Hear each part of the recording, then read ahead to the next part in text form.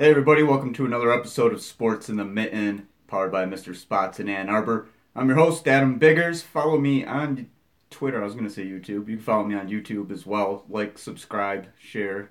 But follow me on Twitter at Adam Biggers81. I'm covering tonight for Jim Comparoni of Spartan Mag, covering Michigan State and North Florida basketball, and then North Florida gets to turn around and play Michigan tomorrow.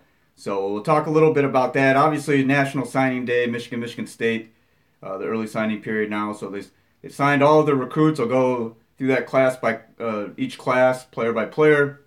Take some questions.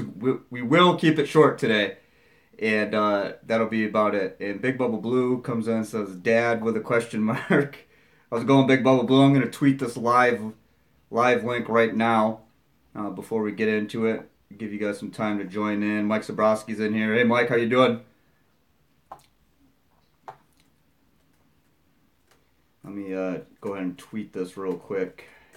Working on the art of multitasking, which isn't always my strong suit. Sometimes it is, but sometimes it isn't. So,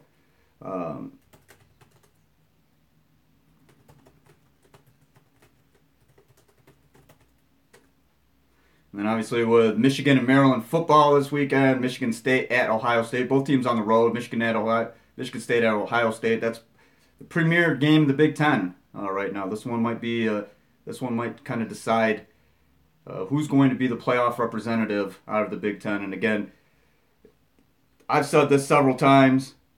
I cannot believe that we're talking about it's November 10th. And I can't believe that we're talking about Michigan State being a legitimate playoff contender, legitimate Big Ten.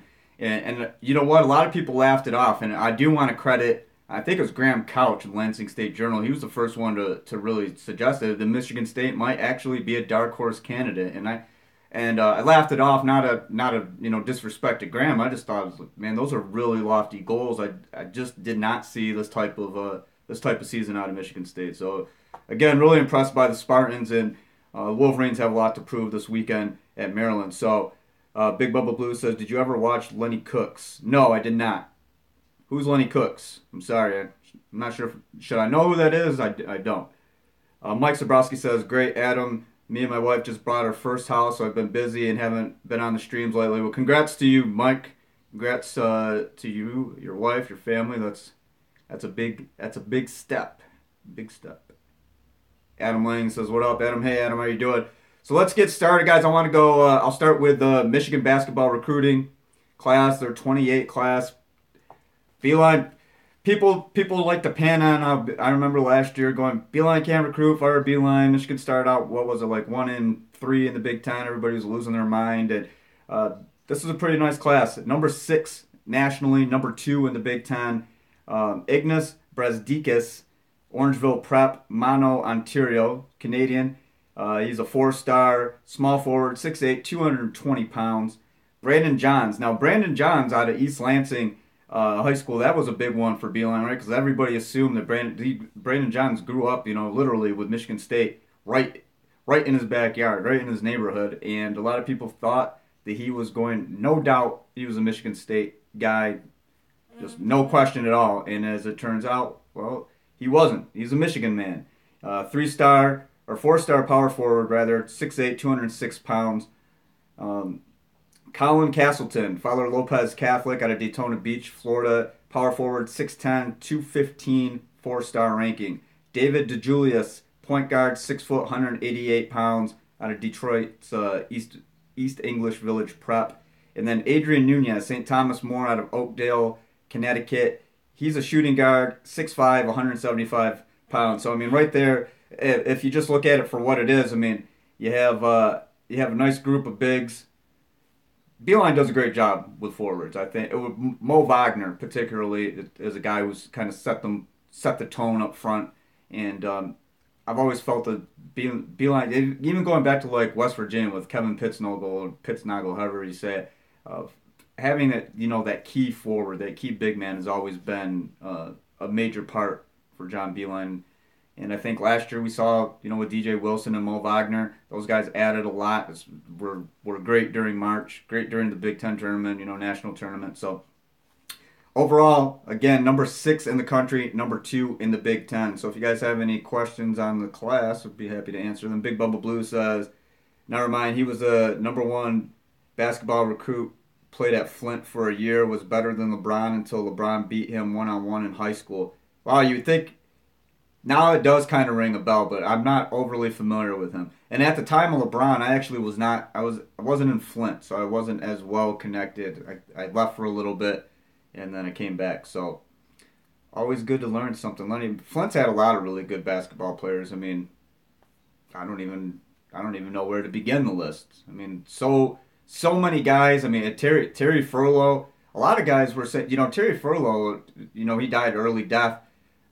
Unfortunate, but a lot of people were saying that Terry Furlow had the potential to be the best basketball player out of Flint. And there's so many great. I saw Monte Morris. I love telling the story. I saw Monte Morris when he was at Beecher. He was a freshman. I couldn't tell if he was left or right-handed. Skinny little kid, and now look at him. And of course, Miles Bridges at Michigan State. He was at Flint Southwestern for a brief moment before he went to Huntington Prep. Lots of basketball. Javante Hawkins, Defo says, yes. I remember Javante when he transferred to Powers.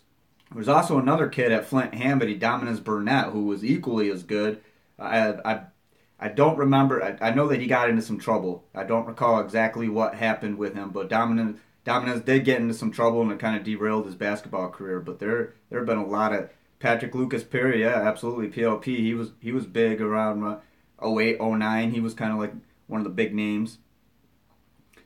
But let's go to Michigan State's 2018 class. This one, Tom Izzo joked. He said if he loses a game next year, then he needs to be fired. Michigan State has the number 10 ranked class nationally, number 3 in the Big Ten. Highlighted by Marcus Bingham Jr., Catholic Central, Grand Rapids, 6'10", power forward, 195 pounds. Marcus Bingham Jr. is a real deal recruit. Gabe Brown, small forward, 6'8.5", 185 pounds. He's out of Belleville High School in Belleville, Michigan. Foster Lawyer, and Gabe's a 4-star recruit. Foster Lawyer is a 4-star recruit, 6 foot, 170 pounds, out of Clarkston High School, where I graduated. And Clarkston's been pumping out some athletes lately. I mean, we were looking at Taylor Curry transferred there, but he's going to Wisconsin. But Clarkson basketball has been really good lately. Clarkson football, those are 2 powerhouse programs. So Foster's drawn some comparisons to Drew Neitzel and maybe even a little bit of Scott Skiles. I've really heard the Drew Neitzel comparison. So Aaron Henry is a small forward out of Ben Davis High School in Indianapolis. That's where Chris Evans, sophomore running back from Michigan, went to Ben Davis. Aaron Henry's 6'5", 200 pounds. He's a 3-star. And Thomas Kithier out of Dakota High School in Macomb. He's a power forward, 6'8", 225 pounds, and he is a 3-star. And these recruit rankings that I'm citing are courtesy of the guys at 24/7 Sports. They rank them. And that's pretty much it on the basketball front. Mike Zabrowski said, who leads Michigan in scoring this year? I'm calling Charles Matthews. Charles would be. Defo says Foster won't translate to D1 ball, too small. I don't know, Defo. I'm trying to think of the one specific article that I read on Foster, but I don't necessarily. I mean, 6 foot, 170 pounds. I don't think it's enough.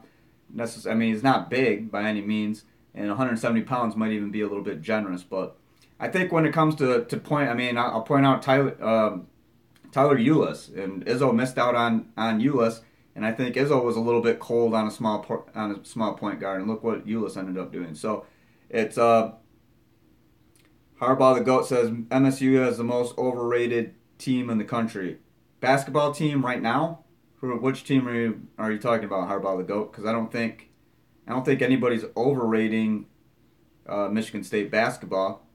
I think forecast from Michigan State football, I wouldn't necessarily say people are overrating. I think maybe some people just slept on Michigan State. Michigan State's a really good team this year. But as far as basketball, I don't think they're overrated at any stretch. I mean, Jaren Jackson is potential one and doneer. Nick Ward up front. Michigan State's front court is going to be the strength. We're used to seeing the backcourt kind of run the show, strong point guard, and they will have that in Cassius Winston, a sophomore. But Make no mistake, the front court of Michigan State has one of the deepest front courts in the nation, one of the most talented, and you throw in Miles Bridges, who's going to play kind of like a Denzel Valentine-like role. That's what he told me. He's going to be the pivot point for that whole team. So as far Mike Zabrowski says Derek Walton, Isaiah Thomas. Yeah, those are two small point guards that have done really well. Both Isaiah Thomases. Harbaugh the Goat says B-ball. I think they'll be good. I don't know if they'll be a Final Four team for sure. I think that's. I mean, it's Final Four or bust with these guys, and I know. I mean, we've said that how many times in the past, 5, 6, 7 years. How many? I mean, '09 was a good team. Got thrashed by North Carolina, which was a team of destiny. 2010, 2015. I mean, Izzo's had some really good teams. This, I think, is his most complete in terms of talent, and it's certainly his best front court that he's ever had. I mean, Nick Ward, Jaren Jackson, those two alone are going to be two of the better forwards in the Big Ten. I have, and in the country. I have no doubt about that. Nick Ward is going to be a star. We saw it last year. Light kind of come on with Nick. Nick Ward's going to be a star. He's got the power. He's got the attitude. And I had been saying for a couple of years before Nick Ward got to Michigan State that Izzo has been missing a big man that really had that nasty attitude. I mean, we saw with Derek Nix. Derek Nix certainly had it. And then I would go back to Paul Davis. I think Paul Davis is the best big man Izzo's ever had. So how about okay? I already read that one. Michigan football a tad underrated this year.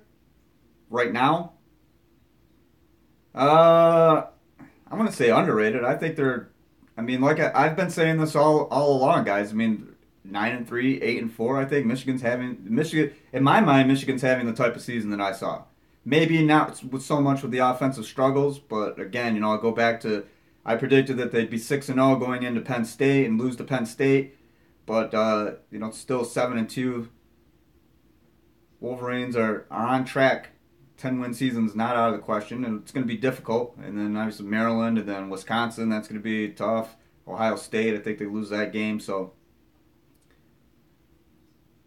he says, rankings wise. No, I mean rankings wise should be top 25. I mean, you could debate that.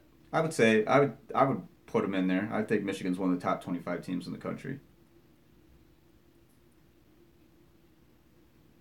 I think the separation between the best 4 to 8 teams, and then you look at the top. Let's just go like top 8 teams in the top 25, and then if you look at the bottom 8 teams in the top 25, look at the bottom. How many degrees of separation between those teams and Michigan, which isn't ranked. So I get your point there. Matt Crittenden says this is one of Beeline's best classes, first top 10 class I've seen in a while. Yeah, it is. I mean, it's what do I say is like number 6 in the country. Yeah, I'd have to, without going back and looking, I'd have to say on paper, rankings wise, this is John Beeline's best recruiting class. And again, that goes back, people were saying last year, John Beilein can't recruit. John, about it was all comical to me, all comical. I am going to keep this one a little bit short, guys, because I do have some preparation to do before I head to the Spartans versus North Florida tonight. Remember, Big Bubba Blue says, remember the last time Beilein had a good class? Magical. Well, are you talking, that 14 class, right? Is that what you're talking about? And everybody's gone except for Muhammad Ali Abdul-Rahman? That was supposed to be a good class. I really saw Ricky Doyle, one of the nicest guys I think that I've interviewed. Ricky's a real nice guy. Where is he at right? I think Florida Atlantic, I believe. Florida Gulf Coast. I think it's FGCU, Florida Gulf Coast. It just never clicked for him. He had the huge buy. I was thinking, okay, shades of Mitch McGarry, and I remember I had talked to Mitch about it, and Mitch was talking about he remembers he was playing against Ricky in the gym, just a little bit of pickup basketball, and was complimenting his strength. And I really thought that Ricky Doyle was guy. I thought that 14 class. Aubrey Dawkins with all kinds of athleticism. Yeah, when Spike and those guys came in, Spike was Spike was class of 10, wasn't he? 2010. Mike Sobrowski says Duncan Robinson over 40% from the three-point line this year. Ooh, I won't say over, but I'll go 36 to 39 probably all day. Over 40% of them, I feel like okay, that's the next level, kind of pushing a little bit. Not many guys shoot better than 40% for the entire season, but high 30s definitely. 40% maybe. Come back to me with that one, Mike, later in the season and let me know if I'm wrong or not. When he's knocking down 42, 43% consistently, through like 10, 15 games, and then we start saying, oh, okay, well maybe he does shoot 40% from three this year. But I mean, high 30s definitely for a guy like Duncan. Duncan can stroke. How about the GOAT? 2012 Spike was. Yeah, I guess I am losing track of the years now, aren't I? Yeah, he was, because that was his graduate transfer year. Last year at Purdue, yep. Thank you, Harbaugh, the GOAT. Feel like it's a casual Friday, as you can tell. I'm not really dressed up right now. Just got done walking my dogs a little while ago. Taking care of some odds and ends. Do want to remind you guys, follow if you're a Michigan State basketball fan, or if you just want to see what I'm tweeting about Michigan State basketball tonight, follow me on Twitter at AdamBiggers81. Adam Lang wants to know who will lead the team in points per game this. Oh yeah, going back, Charles Matthew. I think Mo Wagner might be the leading scorer, because I think a lot of stuff's going to run through Mo. But at the same time, maybe Dron Simmons, if he ends up as a starting point guard, or Xavier Simpson. I feel like there's a couple guys. Charles Matthews is the guy. I think it's an obvious choice because he's a scorer. I mean, Charles can score, no doubt about it. Mike Sobrowski says, "Got to push it at him. You got to make you debate it." Defoe says, "Better offense in 2018, Michigan or Michigan State or Michigan football." No, oh okay. In 20, I was going to say this year. Who's coming back? I mean, Michigan State, Felton, David. I mean, all those young receivers. That O line is relatively young. That's hard. That is. Because I'm imagining probably no LJ for Michigan State, and then you look at next year. Michigan's offensive line should be vastly improved next year, but then you're losing Mason Cole too at left tackle. Defoe receivers, HG, yeah. That's where I'm kind of looking at the separating factor right now, Defoe. When I'm thinking about that, Michigan State right now, there's no question in my mind that at least production wise, Michigan State has the better receivers. Is it talent wise? Well, probably not, because Michigan does get the better talent. I mean, DPJ, for instance, he was recruited by Michigan State as well. But I mean, it's just you just look at what Michigan State's always pumping out receivers.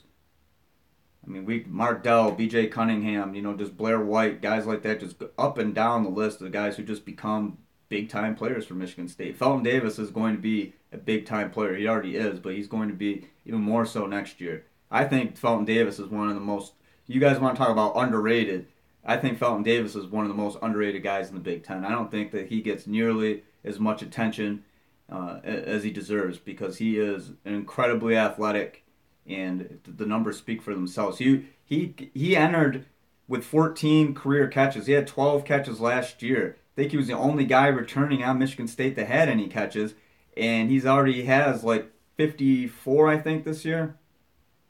45. I'm swapping my numbers here.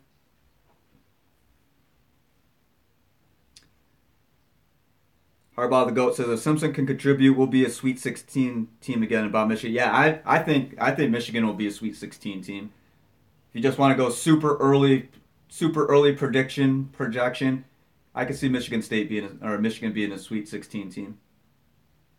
Mo Wagner will be one of the best players in college basketball. And it'll be real exciting to watch Michigan State. I remember last year, if you guys remember last year, Nick Ward and Mo Wagner getting into it a little bit. I mean, it's going to be, and Mo Wagner has that agitator side to him. Mo Wagner can get under your skin. Mo's one of my favorite players to watch in terms of big men. I just like the way that he plays the game. Grant Canfield says, "What's up, Adam?" Hey, Grant, how you doing? If you guys have any questions, we're coming up on 20 minutes. I do want to cap it in a couple minutes because I honestly have things that I have to take care of. As much as I would like to sit around and talk with you guys all day. Let's see if there's any questions from Twitter. And there are not. If you're watching and you're not commenting on YouTube, again, feel free to comment on Twitter at AdamBiggers81. And check out my free agent blog. Right now, that's kind of housing all of my stuff. That's Adam. I'll pull it up right now. AdamBiggersBlog.wordpress.com. It's called the Free Agent Blog because I am a free agent right now.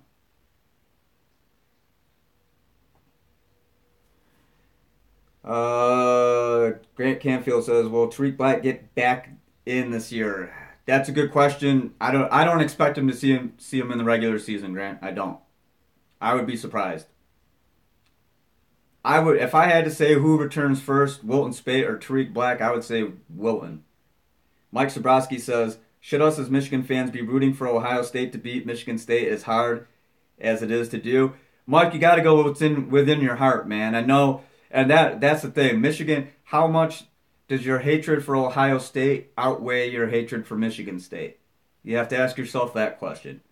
So if you're in front of a mirror, Mike, and everybody, let's encourage Mike to do this. Mike, if you're in front of a mirror, or if your wife's there, why don't you, ask her, have a heart-to-heart. Say, honey, is my hatred for Ohio State or Michigan State greater? And I think that will answer your question.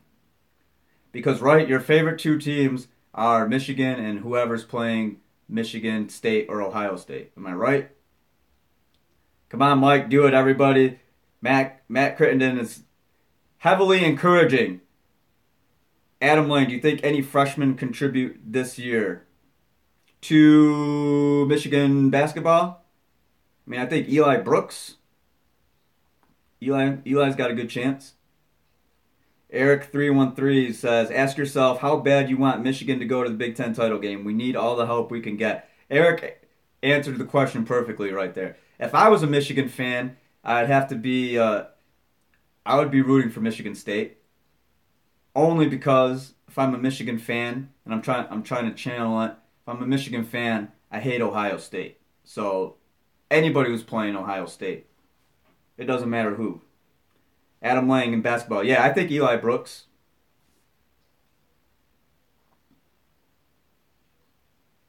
And I mean, it is. If you guys want, we could go over. I'm trying to pull it up real quick.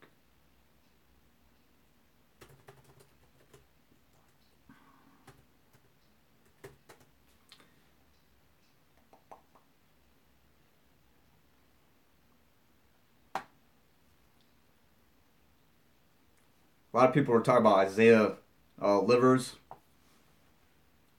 He's a true freshman, potentially contributing 6'7" forward, 230 pounds. Jordan Poole is a shooting guard, 6'4", 190.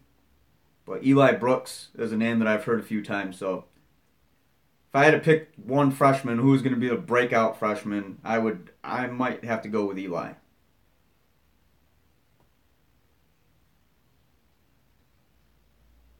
Simpson is a playmaker, has very good vision. Yeah, I like, and it's not X anymore, guys. Remember, it's with a Z. He changed it. Xavier Simpson with a Z.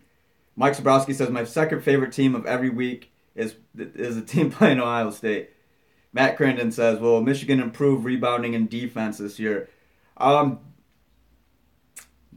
of loaded question. I mean, I'm wondering how the loss of DJ Wilson, because, I mean, you lose a guy with so much length that can alter shots.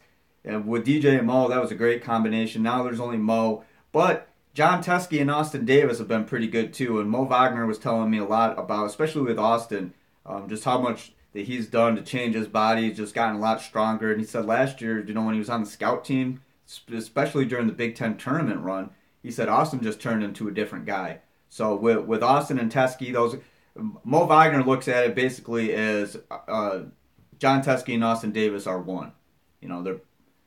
they're two guys, but they're one. You know what I mean? So he likes the progress of both of those guys. So when you have, a pretty good defender, Mo Wagner, we'll see what kind of defender. I mean, they might not be as the athletic type defender that DJ Wilson was, but in terms of just brute strength and size, I mean, Austin Davis and John Teskey, they'll give Michigan some pretty good options up front. So defensively, yes, and Xavier Simpson is a developing defender as well. Mike Sabrowski says, as I sent my response, he said the same exact thing. Defo, Adam, what's fan base like next year if Harbaugh doesn't make it to Indy, win in Indy? I mean, I imagine you guys be pretty upset, right? I mean, the idea to bring Jim Harbaugh in wasn't just to bring a coach in to win 10 games per season. The idea was compete for a national championship, compete for Big Ten championships, beat Ohio State, beat Michigan State, win all those big games. And, people were getting on him this year. I think it's a little premature. Next year, though, yeah, if Michigan is not a real deal Big Ten championship contender, an elite in the Big Ten, I think next year, fans will start to get a little bit antsy. Because, it's been, 06, I'm looking at the 2006 team is really the last Michigan team that I can say is like, man, those guys were really good. And that's not discounting teams after them. Last year's team, that was a window, right? Last year's team, that was the playoff. And then if we go into it, they make the playoff last year, and that's Harbaugh's second year, people will be a little bit more understanding. So the fact that they didn't make it changes it, right? But last year that was still a good team. I think Michigan fans want everything to happen right now, and I can understand because it has been a long time, but give it some time. Year 3, I know that's kind of like the benchmark milestone where people start expecting things. Next year, though, in this 2016 class, again, these guys will be juniors next year. And just think of it. Improve Rashawn Gary, improve Devin Bush. Just across the board, the secondary will be a year older. Defensive line, lose Mo Hurst, but it's already showing some depth there with Kwity Paye.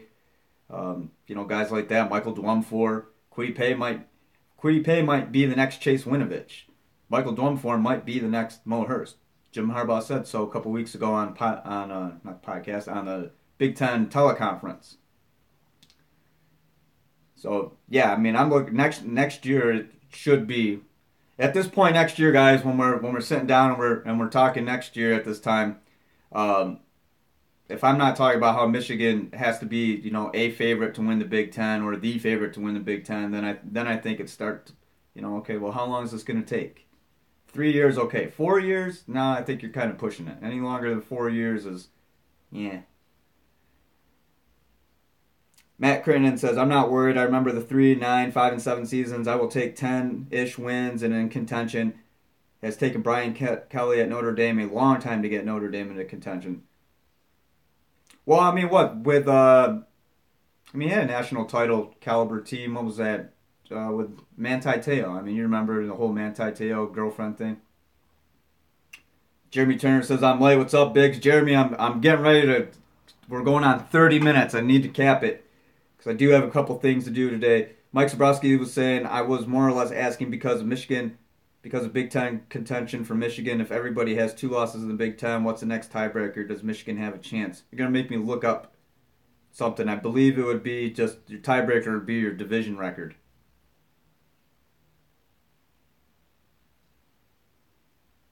Matt Crittenden says, oh yeah, I forgot about that. I thought that was all fake. It was, but that year, I was trying to make a joke. That year, Notre Dame was good. And then I think, when did they get blown out?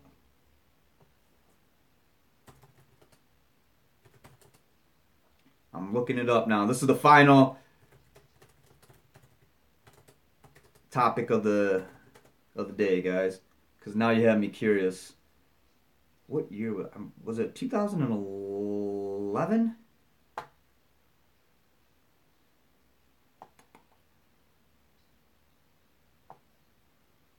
(2012) when they were 12-1. They lost in the BCS championship game. Okay, yep.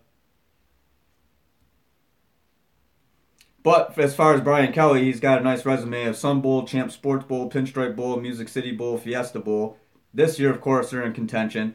But I mean, Brian in year 3 went to the BCS championship game. So I guess that only adds more fuel to the fire for the year 3 argument. So, all right, guys, my phone's actually getting low. It went sideways on me, or back upright. So I don't know if you guys can see it. It looks that way on my phone. It's tilted. So I'm gonna end the show.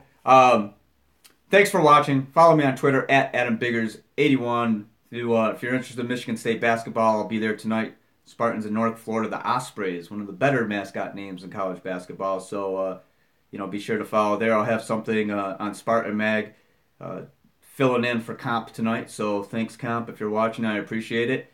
And I will talk to you guys next time. Don't forget to check out my Adam Biggers free agent blog, the temporary home for my written work until I get everything squared away. So hopefully I'll have an update for you guys soon in that regard. So have a great day. Enjoy your weekend. Thanks for watching.